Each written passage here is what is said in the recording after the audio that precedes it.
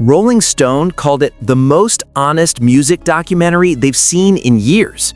Hollywood Reporter said one scene was, and I'm quoting directly, telling, moving, and a touch haunting. Time magazine said it stripped away everything, the fame, the brand, the mythology, and showed the humans underneath. And Billboard said the creative conflicts caught on camera were so raw, so real, that watching them felt like witnessing something you were never supposed to see. We are talking about BTS The Return, the Netflix documentary that dropped on March 27, 2026. And within 24 hours, the global media was unanimous. This is not just the best K-pop documentary ever made. Critics are calling it the best music documentary since The Greatest Night in Pop, which, ironically, was made by the same director, Bao Nguyen. But here's the part that nobody is talking about loudly enough. There is one scene in this documentary, one scene involving Jimin alone in his apartment that has been described by the Hollywood Reporter as haunting. And once you understand what that scene actually means, not just what it shows, but what it says about who Park Jimin is, you will never look at his stage performances the same way again. That's where we're going today. Stay with me. Hey everyone, welcome back to the channel. If you're the type who wants to go deeper than the headline, who wants to actually understand why something hit the way it did, you're exactly where you need to be. If this is your first time here, subscribe. And if you've been here a while, you already know. Let's get into it. Before we break down the reviews and the reactions, let's quickly set the scene, because context matters enormously here. BTS The Return premiered on Netflix on March 27, 2026, 1 week after the release of Arirang and 6 days after the historic comeback concert at Gwanghwamun Square that was streamed live to over 18 million viewers worldwide. The documentary was directed by Bao Nguyen, the Vietnamese-American filmmaker behind The Stringer, and most notably, The Greatest Night in Pop, the Emmy Award-winning documentary about the making of We Are the World. The film was shot over nearly 8 months, beginning in the summer of 2025 when all 7 BTS members reunited in Los Angeles immediately after completing their mandatory military service, and continuing through their return to Seoul to finalize the album and prepare for the comeback concert. And what Bao Nguyen captured during those 8 months is the reason on March 28, 2026, every major media outlet in the world was writing about it at the same time. Because this documentary did something that almost no music documentary has ever dared to do. It showed BTS failing, frustrated, arguing, afraid, unsure. It showed the machinery behind the music, and it didn't flinch.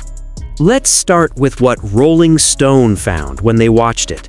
Their review on March 27th opened with this observation. Director Bao Nguyen does not present a sanitized version of BTS's story.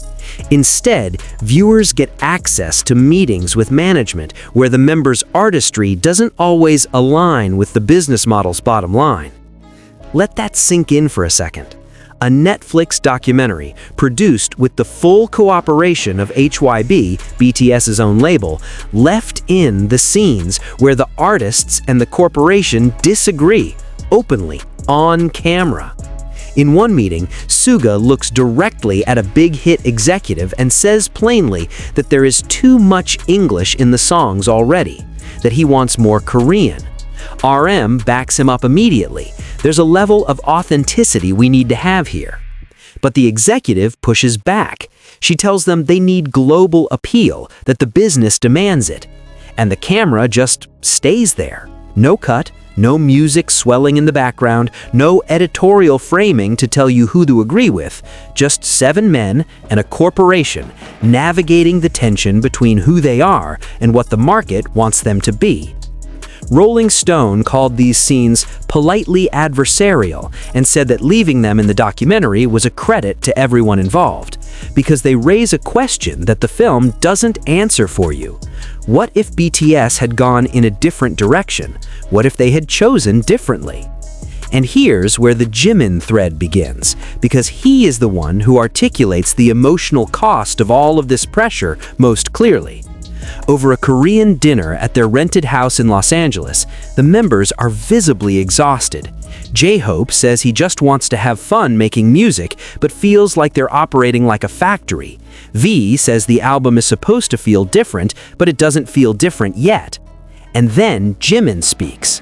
He says, "This album is so special because it's been so long since our last record. But the issue is that we wanted to avoid taking a long break after our military discharge, and now it feels like we're rushing through this project." One sentence, but what a sentence, because Jimin just described out loud the trap they built for themselves, wanting to come back fast and then feeling the pressure of that speed suffocating the very thing that was supposed to make the comeback special. Billboard called this moment one of the most revealing in the entire documentary. But wait, because what Rolling Stone and Billboard focused on was the conflict, the creative tension, the business pressure. What Hollywood Reporter focused on was something quieter, and I would argue far more important. Near the end of the documentary, Bao Nguyen takes the camera to visit each BTS member in his private life, away from the studio. Jungkook plays with his dog Bam outside. Jin is on a tennis court. V is in his own world. And then the camera goes to Jimin. He's in his apartment in Seoul, alone.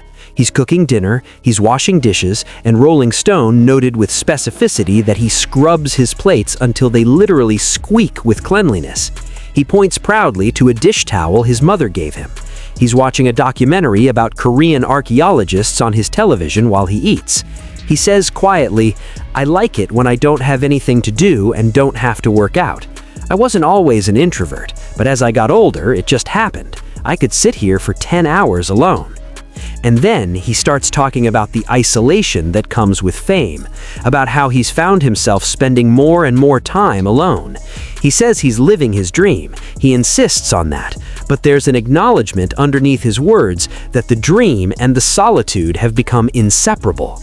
Hollywood Reporter's reviewer wrote, "One of the moments I found really telling and moving and a touch haunting but very real was the sequence with Jimin near the end, where he's home alone just cooking, doing the dishes and playing video games, and he starts talking about the isolation that comes with fame and how he's found himself spending more and more time alone." Director Bao Nguyen explained his thinking in the Hollywood Reporter interview. "For me, within the structure of the film, that moment was about showing the weight of fame." And here is the part that almost no media outlet has discussed.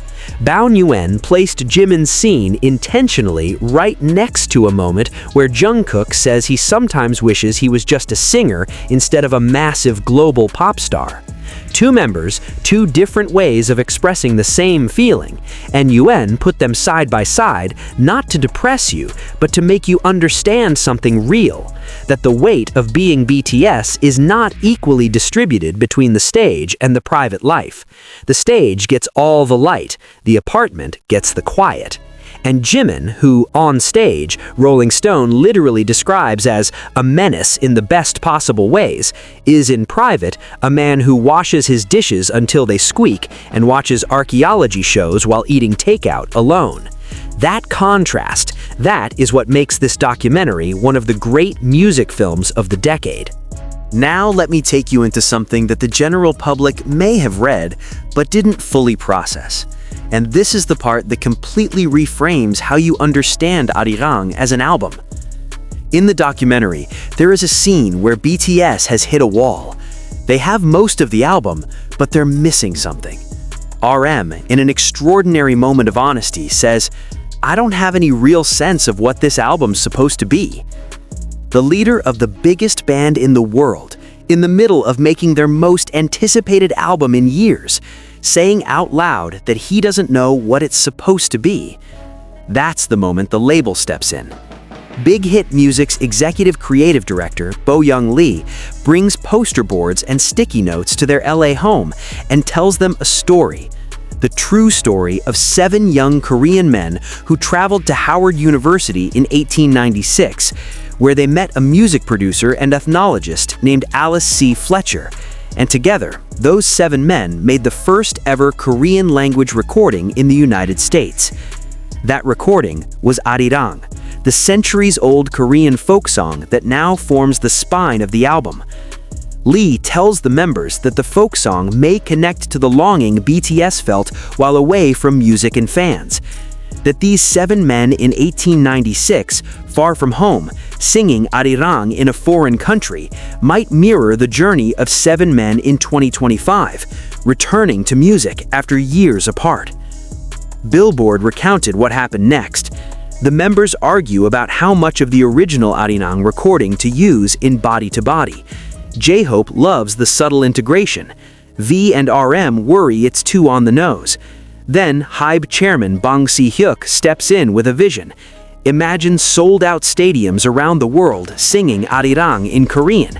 And he tells them, "I feel that you're about to throw away something huge."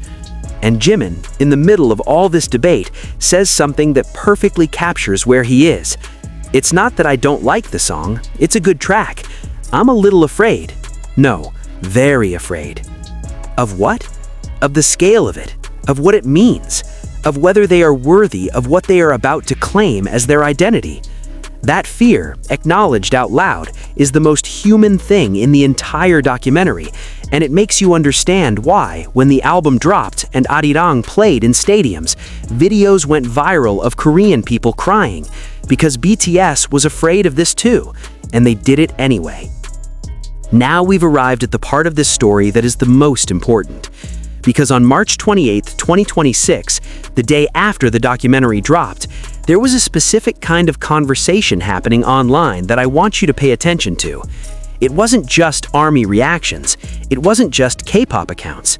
It was people who had never cared about BTS before. People who watched the documentary because it was on Netflix and the algorithm put it in front of them. People who came in skeptical, who thought they were about to watch a polished brand film for a group they didn't really know, and came out of it 2 hours later, having to sit quietly for a moment. Because BTS The Return is not a fan documentary. It's not a promotional film. It's not Bring the Soul or Burn the Stage, or any of the previous BTS documentaries that were made primarily for ARMY. This is a film made for the world, and the world noticed. Time magazine said it perfectly in their review.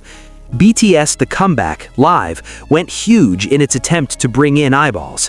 BTS The Return goes satisfyingly small, stripping away the pomp and circumstance of the group's fame to show the humans underneath. Salon called it a poignant snapshot of a troubled comeback, and described the tension between art and commerce as the film's real beating heart. And Bao Nguyen, in his Hollywood Reporter interview, said something that I think is the key to understanding all of it. "I did not try to tell the entire story of BTS. I tried to understand what this particular moment meant to them.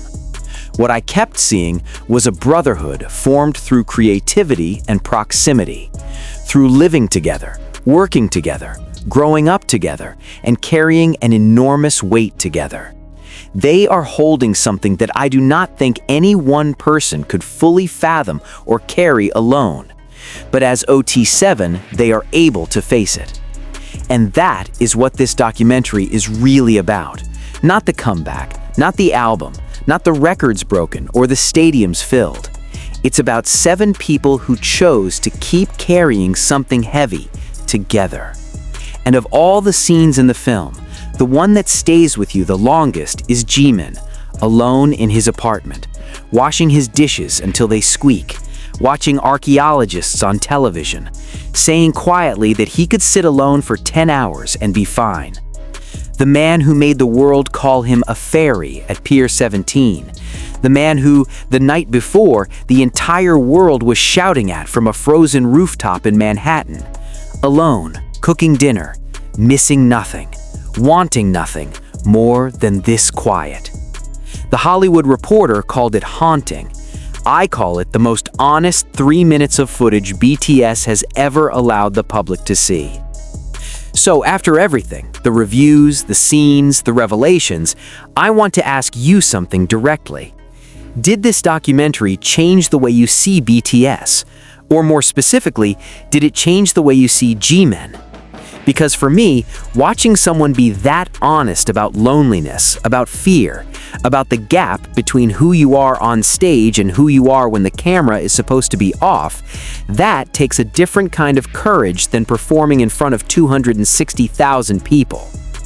Write it in the comments. Tell me which scene hit you the hardest. Tell me if you've seen the documentary yet. And if you haven't, tell me which reveal surprised you the most from this video. If this gave you something beyond the surface, hit like, because this kind of analysis takes real time to put together, and every like helps it reach the people who actually want this depth.